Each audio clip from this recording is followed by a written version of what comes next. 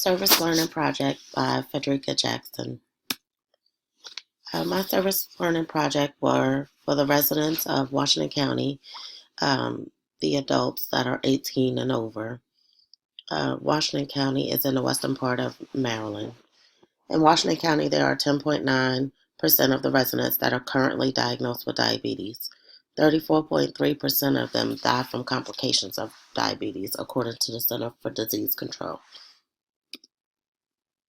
The next couple of slides, I will go over what diabetes is, how is it diagnosed, and what adverse effects it can have on the body.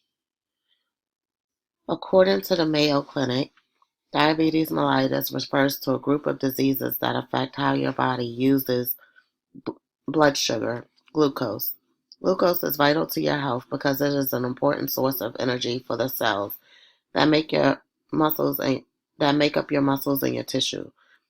It's also your brain's main source of fuel. So glucose is very important to the body, but too much of it is not good for the body.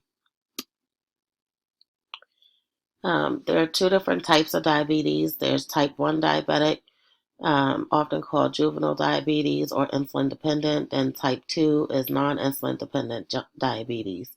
And this is according to the American Diabetes Association.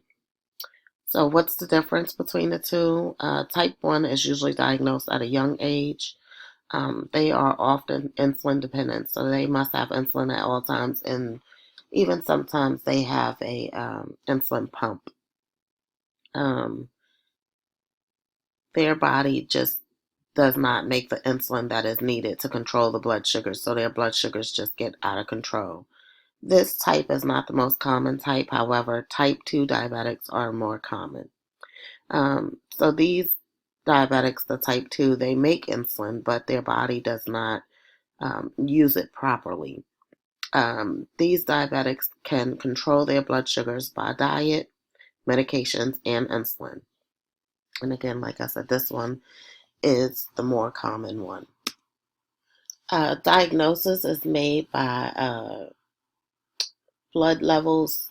So they have the hemoglobin A1C greater than 6.5%, usually is when you're diagnosed with diabetes.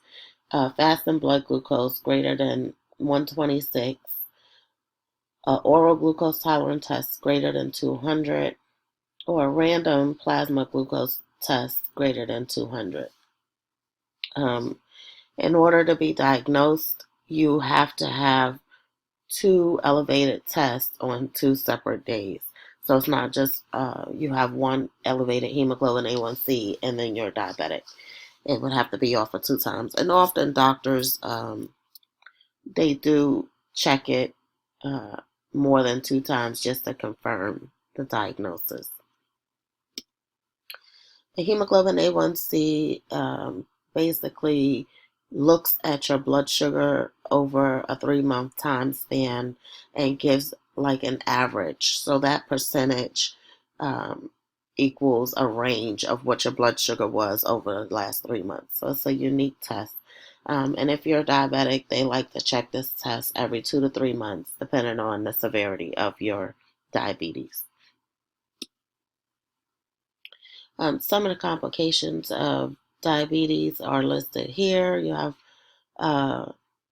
peripheral neuropathy, stroke, heart attack, peripheral artery disease, diabetic retinopathy, cataracts, glaucoma, diabetic foot, and diabetic nephropathy. These are some diabetic wounds. Diabetics don't heal properly, so the wounds often get infected and are very slow healing. Oftentimes, diabetics have to wind up getting amputations because the wounds get so bad. The neuropathy that happens in the feet decrease the circulation and sensation down there, so sometimes diabetics don't realize that they even have the wound on their foot, and by the time they do realize it, it's infected and it's pretty bad and it's harder to heal. The sugar being high makes it hard to fight infection and hard to heal. Glaucoma is also another side effect. It increases the pressure in your eye to the point that it can cause you to be blind. Having a heart attack is a sign and symptom.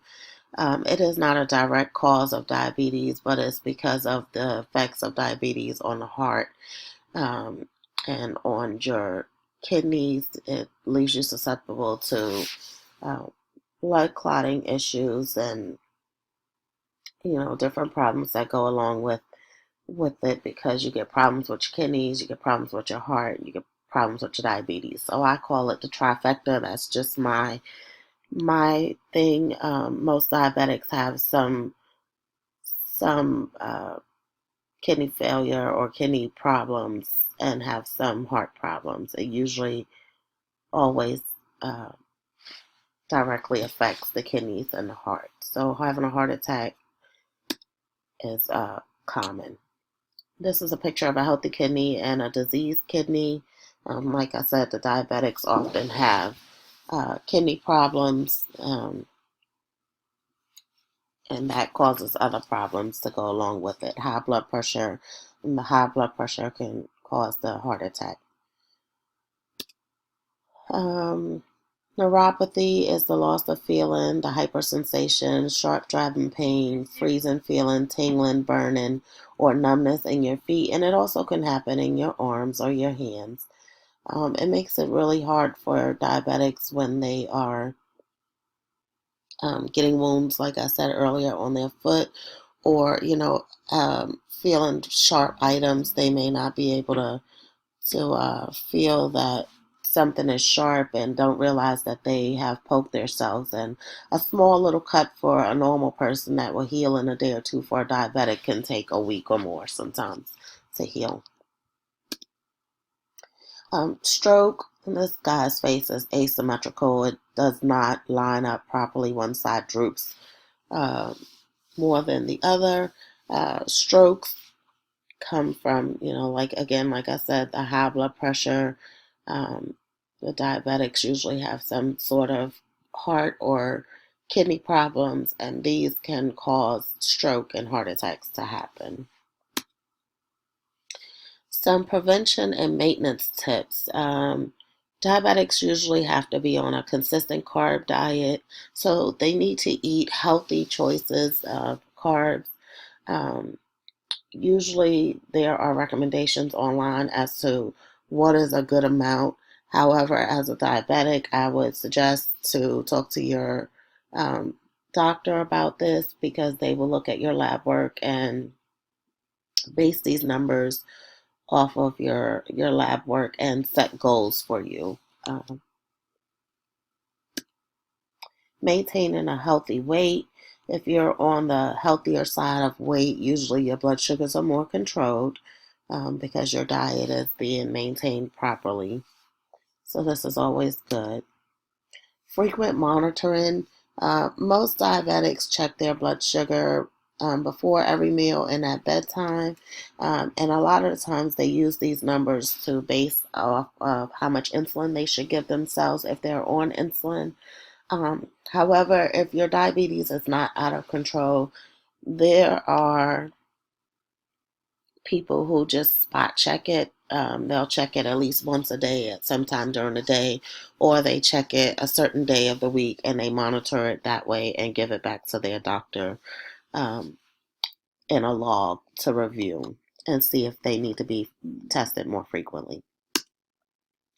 Daily foot exams is very important as a diabetic, because of the healing process and the risk of infections and having prolonged infection. To check your feet daily.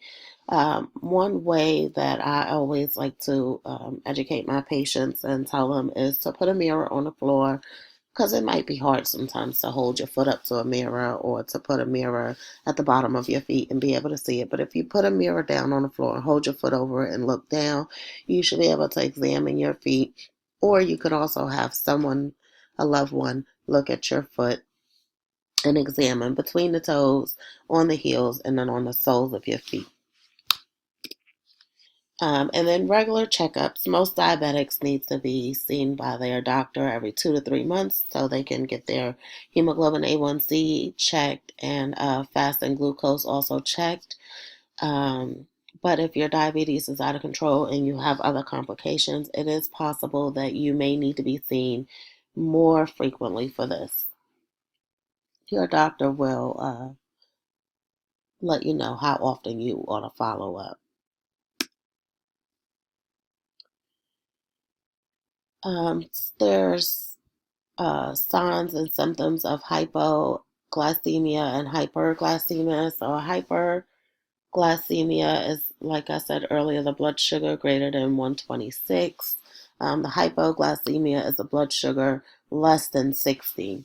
Um, it is more often and more common seen signs and symptoms in hypoglycemia than hyper. People can tend to live with a higher blood sugar and not be as symptomatic. However, there are symptoms for both. So for the low blood sugar, nervous, shaky, dizzy, confused, headache, hunger, cold, clammy skin, fast heartbeat, irritability. And it also can cause you to lose consciousness or become very lethargic and uh, close to losing consciousness. The high blood sugar is weak, tired, frequent urination, increased thirst, decreased appetite, blurry vision, itchy, dry skin, and fruity smell on the breath. And the fruity smell on the breath is usually indicates diabetic ketoacidosis. So that is a medical emergency, and that is a blood sugar that is very high and can cause your other bodily systems to shut down. So you need prompt medical attention if you have this. The most frequent signs for the low blood sugar, though, are the cold, clammy, shaky, and decreased level of consciousness. Um, Ways to fix the hypo and hyperglycemia. Drinking fluids will flush that blood sugar, monitoring what you eat. Also, to fix the blood sugar if it's low, there are medications that you can give if you have them prescribed to you. Also, there are, you can eat 15 grams of protein and uh, drink some peanut butter and some juice or something, and that will bring your blood sugar up. However, it's not recommended to um, eat something if you're not able to safely swallow. So keep it in mind for that. So if you do have the medications ordered, then it is good to go ahead and use your medications to bring your blood sugar up if it's low. This is just a slide that shows all of the things that go into diabetes. Diabetes is not a death sentence. You can live a healthy, full life with diabetes. It just takes work. So I do hope that you learned something from this presentation and that it might have answered some of the questions that you do have about it. For more information, check the reference page for credible references and sources. Also, on each of those websites, there are other resources out there. Just remember when finding stuff on the internet that you want to make sure that it is a credible source where you're getting that information from. Thank you very much for giving me this time to go over diabetes. And again, I hope that you learned something from it. Thank you.